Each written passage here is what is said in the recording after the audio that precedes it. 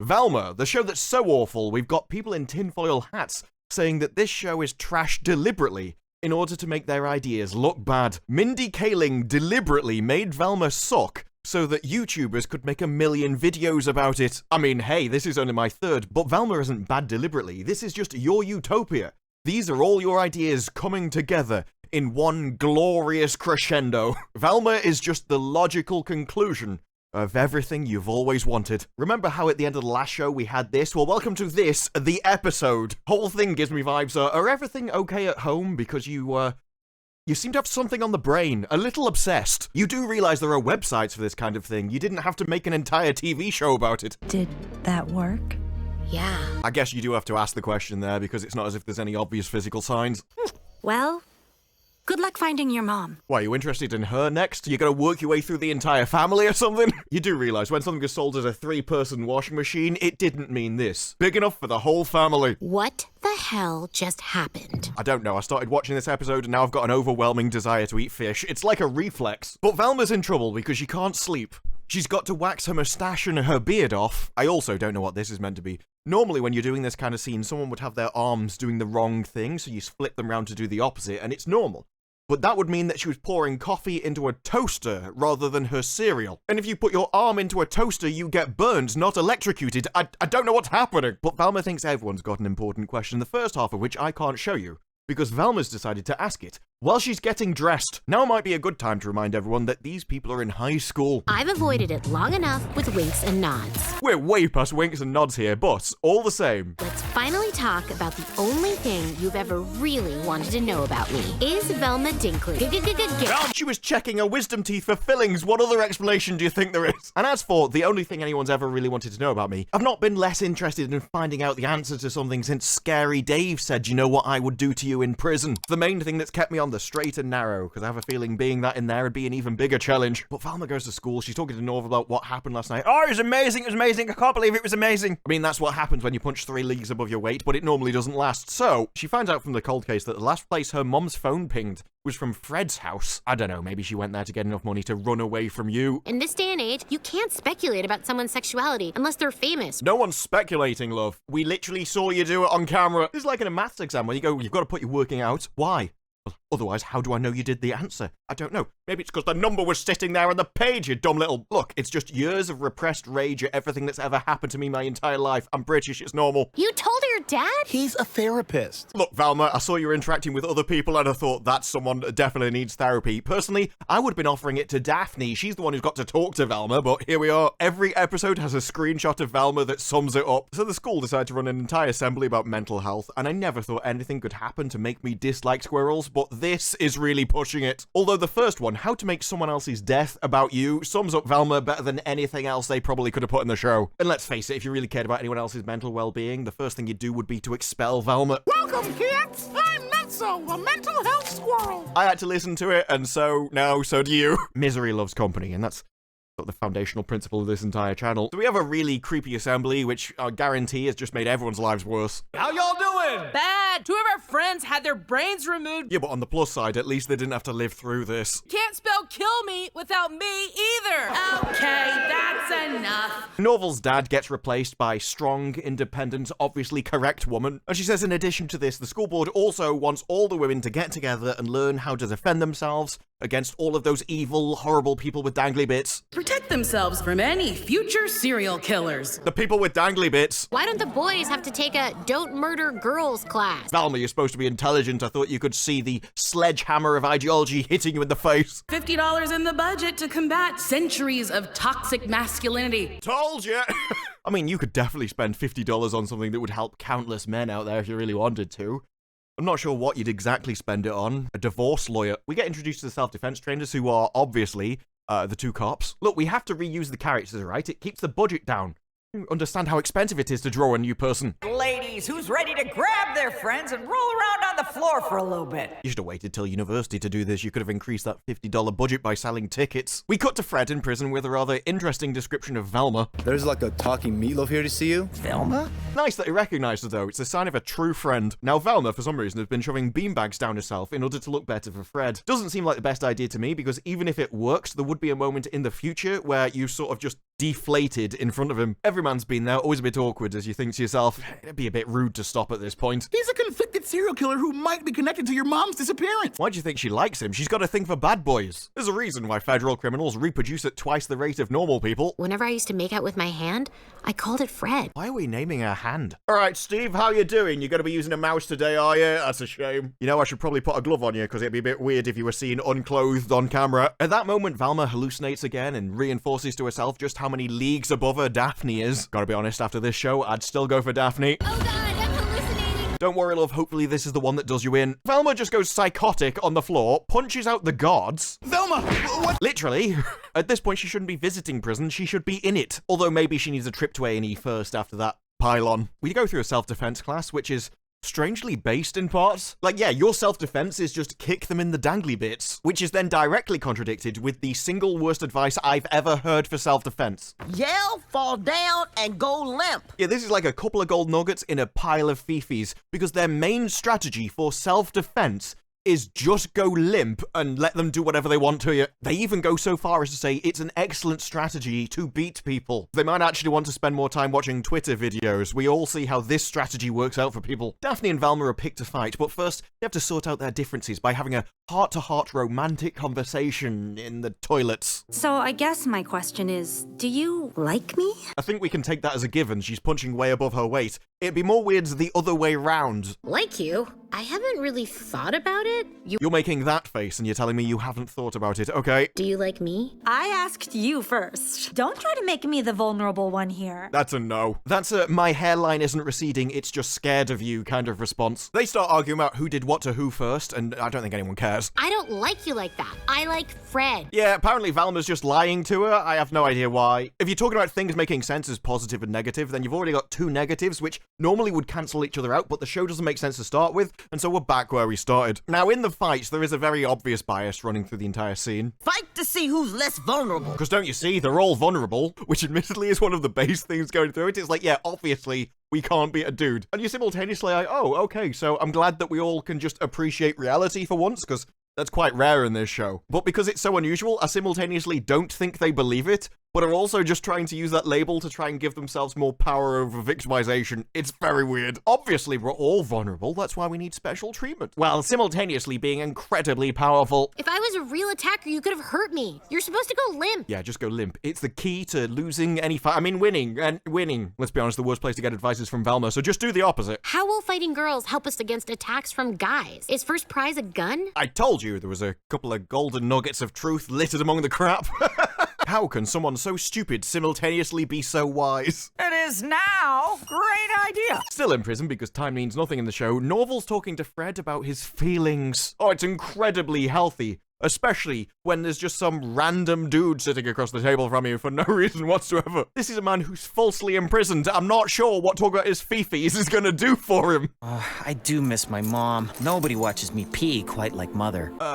You what, mate? Is this why Velma's mom was found at your house? Because Velma was so insufferable, she actually ran away to your house so that you could pay her to watch you pee? I'm actually being serious. In this show, that could be a legitimate storyline. Anything to insult our Fred here, you know. The only character who isn't played by an entirely different person. But what do you think about Velma's mom? I don't know. Have you written a new song about how Velma's mom has got it going on? Because I wouldn't be surprised at this point. She went missing at your house.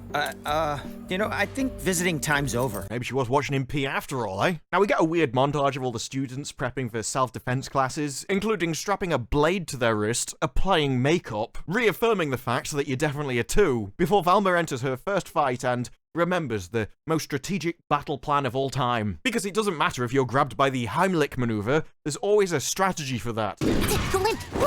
Yeah, just go limp. It's the key to everything, apparently, and allows you to do this. You can flip it round on the other person if you just give in and don't do anything. Curl up in a ball, turtle. They'll definitely leave you alone, out of honor. You can tell this was written by someone from Los Angeles. Cue another montage of a load of fights that literally nobody cares about. Daphne keeps winning. Velma keeps winning by being utterly pathetic and going limp.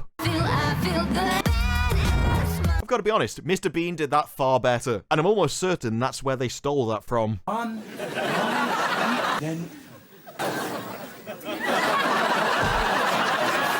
Back with Norville, and he's shocked that talking about your feelings all the time doesn't actually solve anything. He pushed me, and I said, classic transference. Although someone explained that to him in a rather forceful manner. First rule of therapy, you are as great as you think you are. Which had actually been the message from society since the 90s. I can't imagine why people aren't well-rounded human beings anymore. Before we get Norville's dad explaining his grift. The only thing a therapist really needs is a good cardigan. Welcome to the new millennium, everybody, where we find out that cardigans have a special power. How do I look? It makes the sun shine out of your arse. Velma has a heart-to-heart with Daphne about why do we have to beat people up? Don't you understand? I do like you. Nobody could possibly understand that when I told you had a cavity on your 5E2 squared over the hill and far away tooth. It is weird how dentists have developed their own language, isn't it? Daphne, why are you talking to that? Okay, I like him already. So what were we talking about, Doc? We were discussing your feelings. Give me strength. These aren't even real characters. They're just stereotypes that you've crowbarred into a cartoon from a Twitter trending page. Fred confides in him though and says, look, we were lucky to burn down our house for the insurance money. Except on the night we were supposed to do it, my dad didn't even turn up, so it never happened. Oh, then some Indian lady pulled up. Yes, tell me about her. Why, you into that? Respect. This show isn't just a self-insert of Mindy Kaling. She's actually inserted herself into other characters to talk about how amazing it would be if everyone loved her. This entire show is just her own ego trip combined with her place to whine about her feelings time and time again. Most of this episode is about questioning your feelings for other people, combined with talking about how great therapy is for it. It's really beneficial. I can't help but wonder if there's a real-life Dear Diary entry about that somewhere in the world. It doesn't feel like you're trying to be entertaining. It feels like you're trying to convince me. My dad told me never to pay attention to women over 35. Like I said, occasionally based. And Norville's like, oh, I can't believe you said that. Need I remind you? This kid's in high school. That would make her like 20 years older than him. She would be more older than him than he's been on the planet. I don't know, Norville. I can't help but think that your shock is for the wrong thing in this scenario. And we end with Norville trying to talk to the entire prison about their fifis. That can only go well. Who's ready for some bone-crushing empowerment? That's the kind of empowerment I can get behind. So Daphne and Velma have a fight, with Daphne actually trying to fight and Velma using the amazing strategy of, I'm just going to go limp. My stomach's like my lips, soft and a lot of weird noises come out of it. Remember, this is supposed to be the smart character of the series. This is the peak intelligent writing that the writers are capable of. My stomach makes funny noises. And has the incredible plan of using her diary entry against her and reads it out to the crowd. And the entire diary entry she reads out is just, she goes and talks to somebody. I think the moral of this entire episode is, you can just go and talk to somebody and no one will care. In fact, if people try and humiliate you for it, then other people will humiliate them because it's a horrible thing to do. I'm like, oh. Okay. This meant to be entertainment. I can't tell. At least cartoons in the 80s kept their moral message to a couple of sentences at the end. You could be entertained up to that point, but in Velma, oh no. Messaging right from the start. Why would we do that? Mental health is no joke. I'm actually waiting for any joke to be in this series at all. I'm 3 episodes deep and I haven't found one yet. Actually, scratch that. There is a sign next to her that says, I love D. It's the closest we're going to get to a joke in this entire show, I'm pretty sure. Although if you want entertainment, I've got entertainment for you. Welcome to the best part of the episode. Oh no. You get what you deserve. I have to apologize. She kicked me so hard my tubes are now tied. Well, at least the world's better off now you're unable to breathe. I think we can all breathe a sigh of relief after that one. It was touch and go throughout the rest of the episode with Daphne and Fred, whether she would, whether she wouldn't, but now we've got a guarantee. Yes, but you hurt her feelings, which is way worse these days. It is comments like that where I'm like, I don't know whether this show is actually on one side or the other. Maybe it's just his entirely non-threatening persona, why they actually allow him to have the occasional good opinion. That feels smart, but it's coming from you. And we do humiliate him at regular intervals, so I think we're supposed to write off any of his opinions as the wrong ones. The show definitely thinks that your feelings are more important than anything else, including reality. Sometimes when you're being attacked, the best thing to do is... Go limp. No! Why? Why? Who came up with that advice? I was going to say, go for the eyes! That'd be a better strategy. This is common sense, people. Come on. Fred is probably innocent. Yeah, but isn't it comforting to see a rich white guy get wrongly convicted for once? The show does repeatedly amaze me at just how mask-off it is, with comments like that, which are in every episode. Doesn't it give you a nice, cozy, warm feeling just to see someone wrongfully persecuted for absolutely no reason? Don't those warm, fuzzy feelings make you sleep better at night? No, they don't. They shouldn't unless you're a complete and utter psychopath. This doesn't say anything about the world. It says a lot about you individually. I'm too distracted to enjoy it. What? I wasn't expecting that.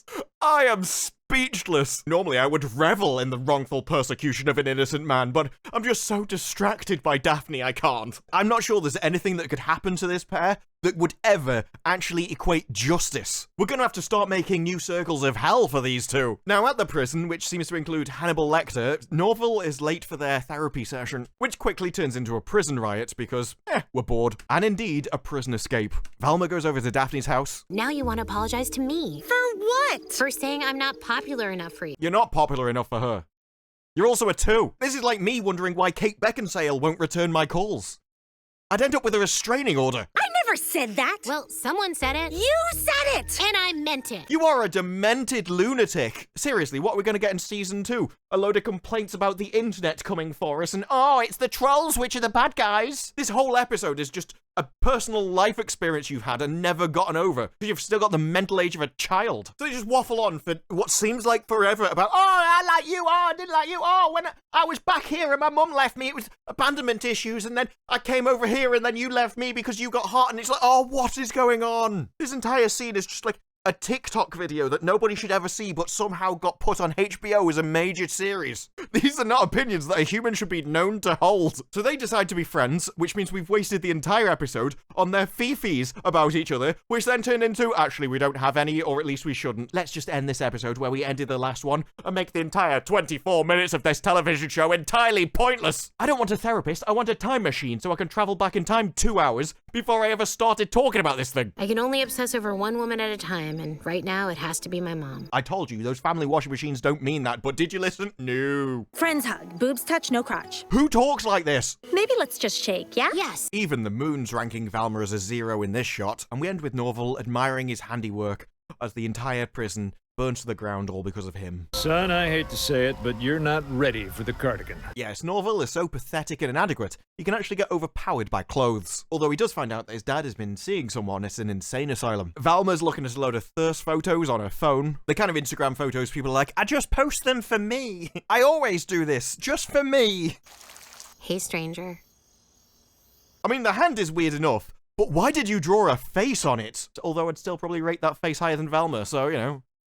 Swings and roundabouts. For the episode, I've got to say, plot? What plot? Oh, we had a fight and someone went into a prison and talked to people about their fifis for a while. Where is this show going? What are we supposed to do or learn during any of this? It just seems like an entire show solely comprised about messaging. And the messages which I actually think are good are kind of either thrown away or said by stupid people, with the very odd occasional surprise, like Velma and the gun comment. That didn't feel like it felt in the rest of the series at all. It was really out of left field, or rather not, which is why it was weird. I don't know what this show's meant to be. I don't know what people are supposed to like about it. It's certainly not funny or entertaining, which should be the entire point of this stuff. But what I do know are these are 25 minutes of my life I will never get back. Although I do get to make a video out of it, and that's always a plus for me. But those are my thoughts. What are yours? Let me know what you think down in the comments below. Like the video if you like the video. Subscribe. More videos like this in the future, and I'll see you in the next one. Bye-bye.